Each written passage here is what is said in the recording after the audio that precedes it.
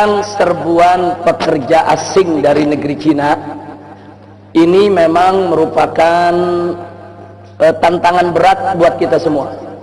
Jadi perlu kita ketahui, beberapa waktu yang lalu presiden kita memang mendapat bantuan kucuran dana dari negeri Cina untuk pembangunan.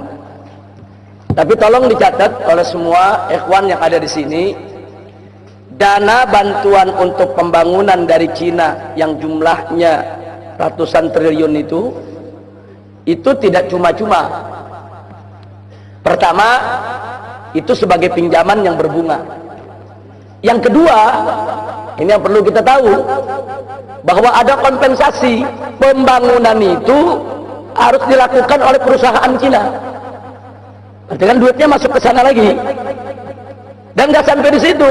Yang ketiga, perusahaan Cina yang membangun itu akan menggunakan material, konstruksi dan lain sebagainya juga dari Cina. Yang keempat, untuk melaksanakan proyek-proyek tersebut, tenaga kerjanya pun ada persentase tertentu harus dari Cina. Nah, makanya ada beberapa proyek, katakan 900 tenaga kerja, yang 300 dari Cina. Kalau 9.000 tenaga kerja, yang 3.000 dari Cina, 30% lebih. Nah, jadi artinya di sini kita lihat, yang ngasih utang Cina, negara Cina nih, pakai bunga, kita bayar utangnya pakai bunga nanti. Terus kita punya proyek, mesti perusahaan dia juga yang kerjain. Dan beli materialnya, mesti beli sama dia juga.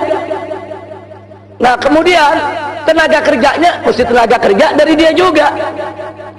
Jadi ini betul-betul satu penjajahan ekonomi.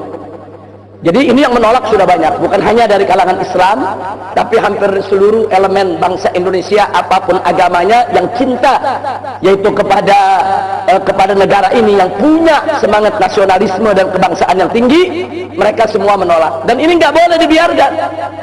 Nah, ini yang perlu. Dan lagi pula persoalan tenaga kerja yang didatangkan tersebut, saudara, itu kan mestinya harus melalui bukan hanya sekedar perekrutan perusahaan mereka, tapi juga harus melalui penelitian pihak kita. Kita mesti tahu ini yang diturunkan ini intelijen bukan, yang diturunkan ini tentara bukan, yang diturunkan ini sebetulnya siapa. Nah, jadi ini sudah bukan lagi menjadi konon katanya, tapi real tenaga kerja Cina itu sedang menyerbu Indonesia. Itu pertama yang saya mau bicara. Yang kedua, ada hal yang sangat tragis, bukan lagi ironis tapi tragis. Manakala saudara di kita punya negeri ini, sarjana yang baru lulus sekolah mau cari kerja setengah mati, itu antri untuk mendaftar ujian PNS aja 3 hari 3 malam mereka mesti antri setengah mati.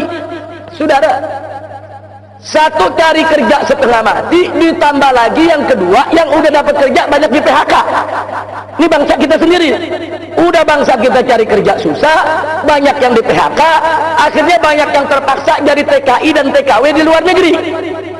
Sementara kita lagi kesulitan menyediakan lapangan kerja sedemikian rupa, lah kok lapangan kerja yang ada dikasih bangsa Cina. Ini bangsa Cina yang saya maksud di sini yang datang dari RRC ini ya. Nah, bukan Cina yang warga negara Indonesia, bukan. Kalau Cina warga negara Indonesia, mereka punya hak sipil yang sama dengan kita. Tapi ini saya bicara tenaga kerja dari negeri Cina. Loh, orang kita lagi banyak yang di PHK, kita lagi sulit mencari kerja. Saudara, banyak orang-orang kita terdampar, saudara, di penderitaan menjadi TKI dan TKW, yang mereka penderitaannya luar biasa di luar negeri sana. Nah, tahu-tahu sekarang ada kerjaan bagus, saudara, diberikan kepada tenaga kerja dari Cina. Dan yang lebih tragisnya lagi, saudara, banyak tenaga kerja dari Cina tersebut, saudara, standar gajinya di atas standar gaji kita. Ini mau dibawa kemana ini negeri? Saya khawatir kalau ini terus-menerus dibiarkan, besok akan terjadi revolusi sosial yang luar biasa di negeri ini. hati-hati, saya ingatkan kepada pemerintah, hati-hati, ini masalah ketenaga kerjaan, masalah mencari nafkah, ini masalah yang sangat serius, harus menjadi perhatian, dan ini mesti di stop, nggak boleh dibiarkan, saudara. Kita mau kerjasama dengan negeri Cina, silakan.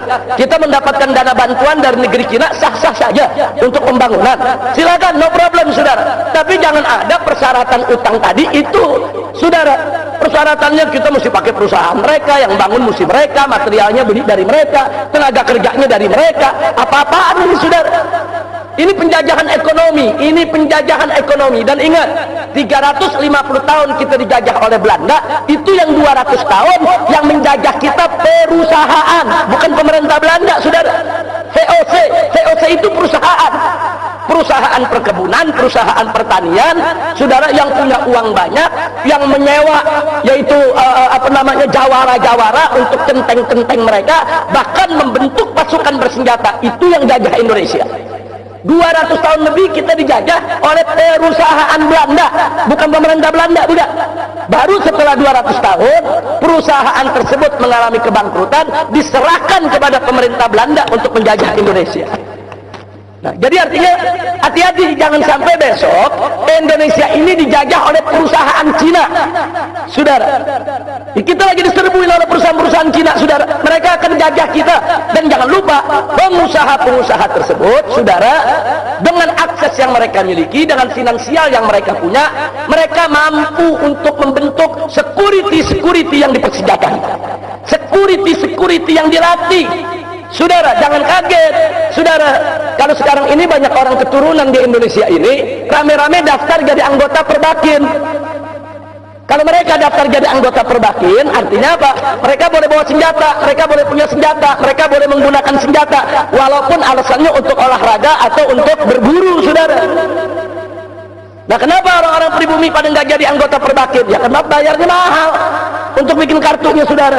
Tapi bagi mereka sekedar bayar 3 juta, 5 juta, 10 juta, kecil, saudara. Dapat beli senjatanya cuma 20 juta, saudara, dapat senjata bagus kok. Ini bahaya. Jadi hati-hati, ini negeri kita ala khatarin azim, dalam posisi yang sangat-sangat berbahaya. Jadi saya sepakat itu, tapi ini kita nggak bisa sikapi hanya dengan ceramah, hanya dengan tabligh, tapi harus ada gerakan konkret, real. Bagaimana untuk mencegah ini semua? Kita harus kirim delegasi ke DPR, kita harus pertanyakan itu ke DPR, khususnya Komisi 1 bidang politik dan keamanan, saudara, untuk mencegah ini semua. Kita harus tekan presiden, kita harus tekan pengambil kebijakan. Nggak boleh negeri ini dilelang begitu saja, saudara. Sekarang kita lihat, saudara, ini kekuatan pengusaha-pengusaha Cina non-Muslim di Indonesia besar. Mereka punya kerjasama yang kuat dengan perusahaan Cina yang ada di RRC. Makanya sekarang proyek reklamasi, saudara. Begitu seorang menteri yang punya nasionalisme, punya semangat kebangsaan, cerdas, rajin, bagus, berani, seperti Pak Rizal Ramli, saudara, dia protes itu reklamasi pantai Jakarta. Dia tolak itu reklamasi daripada pulau di sana. Akhirnya ribut dengan Ahok, saudara. Apa yang terjadi? Bukan Ahok yang digusur, Rizal Ramli yang diberhentikan. Ada apa? Sebab ini proyek reklamasi pantai, saudara. Ini reklamasinya sudah berjalan, duit triliunan dari investor Cina sudah masuk, saudara.